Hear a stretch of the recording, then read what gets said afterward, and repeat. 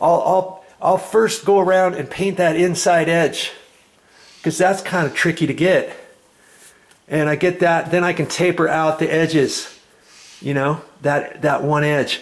Do that around the door casing. Then I can concentrate on getting the casing from here over to there. I may have to do that in 2 or 3 dips of paint, but then when I get all done, I can start from there and wipe all the way, and then get that all the way. Do you see what I'm saying? Then I could do the sides.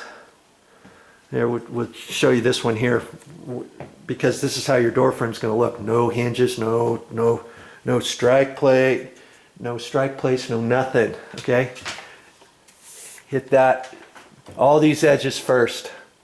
Okay, this edge here.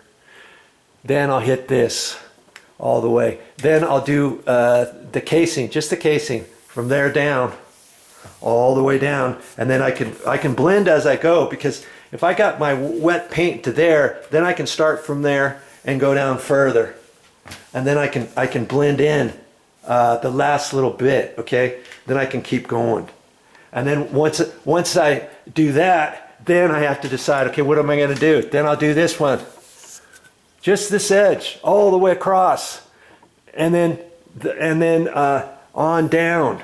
Do you see what I mean? There's always something you got to figure on. Okay, where do I start and where do I start? Especially on interior doors. See, once I do the casings all the way down, then I'll do maybe this edge. But before I do this edge, I have to hit the edge of this doorstop. Do you see what I'm saying? And then I can taper on that top bit. And so I can do the edge of the doorstop. And then once I hit the edge of the doorstop, then I'll finish this edge from here to there.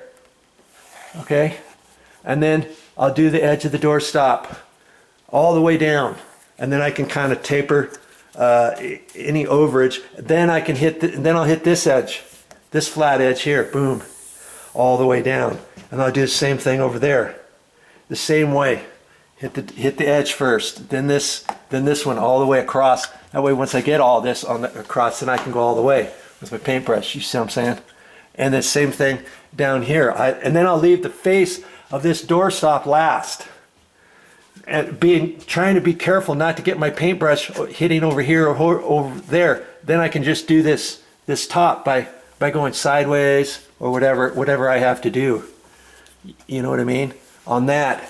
And then this edge will be done last. Boom, all the way down.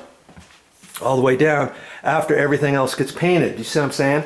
Well, this is an exterior jamb, because see how fat it is, and it's like that because this particular one's rated. On the exterior doors, they're like this too, because you don't need a little doorstop like you do on the interior, right? So I'll still hit this edge first, then this, then this edge all the way down the casing, this edge all the way down the casing, and then I can hit just this bit all the way across, then this bit right here all the way down.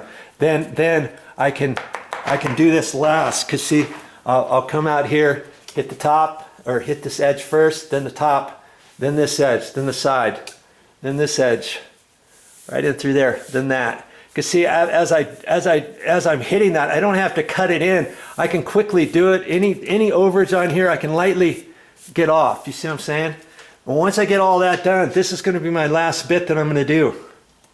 This wide bit. So then I'll hit, you know, from here to there. And then this one. And then this one. And that's kind of how you have to do it. You don't really want to get caught up trying to think, oh, forget that business. I'm gonna paint the whole top of the door.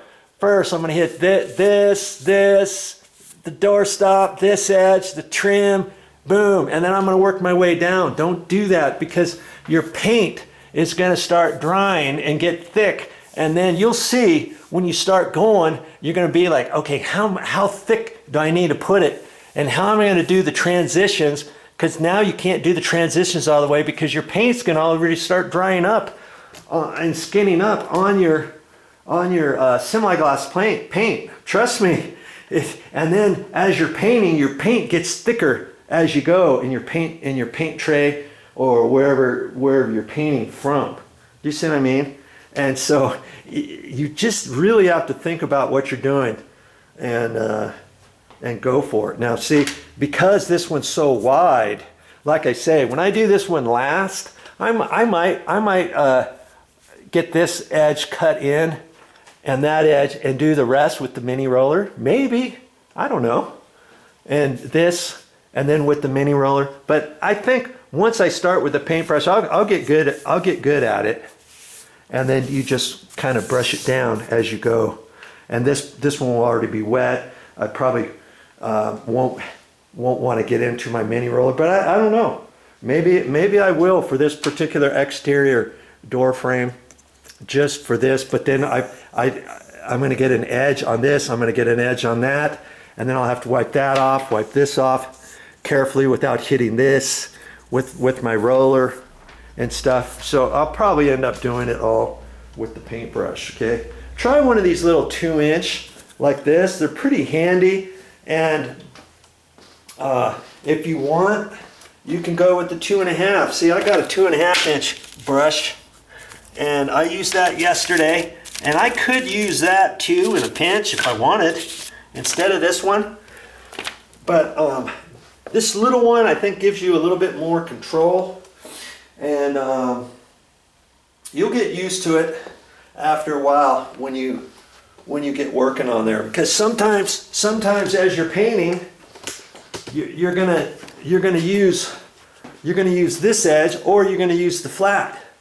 See, when I do like interior door frames like this edge here, instead of going like that and getting this paintbrush over this, I might get it on there and then flatten it out that way, and then I can do that whole edge, you see? As opposed to like that. You'll just have to try and see which way you like it better. But like when I'm doing that, I'm not gonna do that at the end. I'm gonna get it on there, and then I'm gonna put it on there like that, and I can do it sideways, see? And get it all there and go. Instead of like that, and get this edge of the paintbrush on this that's already been painted, or this side, you know. So there's different ways. There's different ways to get on there. Because see, on this one, I probably may not finish it like that because it's not going to get all the way in there. But I can start the paint that way and then finish it, you know, going this direction. So you just try different ways and you'll get it. But I'll tell you what, the applying semi-gloss paint with a paintbrush is very, very difficult to do and get it nice and smooth and finished. I tried my best. I tried my best to do this. How wide this is on window stools and stuff. It's virtually impossible to get something like this done with semi-gloss and a paintbrush without showing the lines and getting that nice and even flow and all that kind of stuff. I tried it the first time and I thought, I can't live with that. I'm not messing with that. And so what I ended up doing, I cut in up at the top with the paintbrush, okay, until where I couldn't get it, where I knew I couldn't get my paint roller, because I could only get my paint roller up to about in here. In fact, you might be able to see the line. I didn't want to go up any further, so I cut in all this other stuff with the paintbrush, and obviously all this down here was the paintbrush, and then you can run this up this way. But then this whole top surface I did with the mini roller. Oh man, that with the 1/4-inch mini roller, that worked out really good. And no lines on here, and I thought, wow, that worked out really good. I'm going to do it up here too. And so I ran the top of this after I cut all this in with the paintbrush, cut in the edge. Then I ran with the mini roller close to the wall, because see, with the mini roller, there's no way you're going to get it all the way up there. And in fact, you can see just hardly a line, but a little bit, because I could only get the mini roller so close to the wall. And then this I ran with the mini roller. It wasn't that hard to do either, and I did the same thing with my window stools. I tried the window stools and I thought, well, we're going to put these blinds, these shutters up here, the, what do you call them?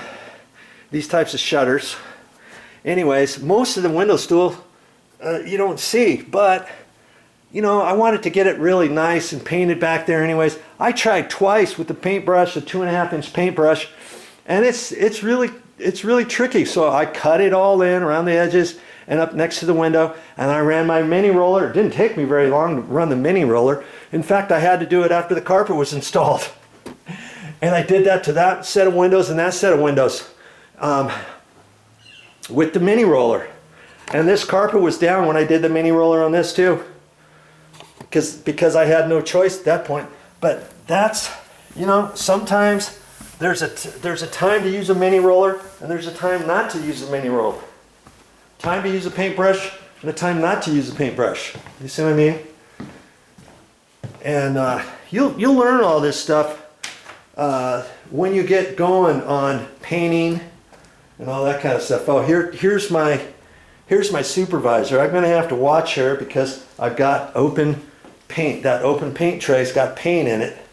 So I bet I'm going to be using that here in a minute. But if you got any dogs or cats around and stuff, see, she kind of roams around. I could lock her up in a bedroom or something while I'm painting, but so I can put this cover over the top of that, make sure she doesn't step in it. That's the only wet paint that's in here is in that little paint tray. But I'll be painting here in a minute. Okay, so that's all I'm really going to tell you about painting this door jamb. I'll show you what this door jamb looks like when I get done.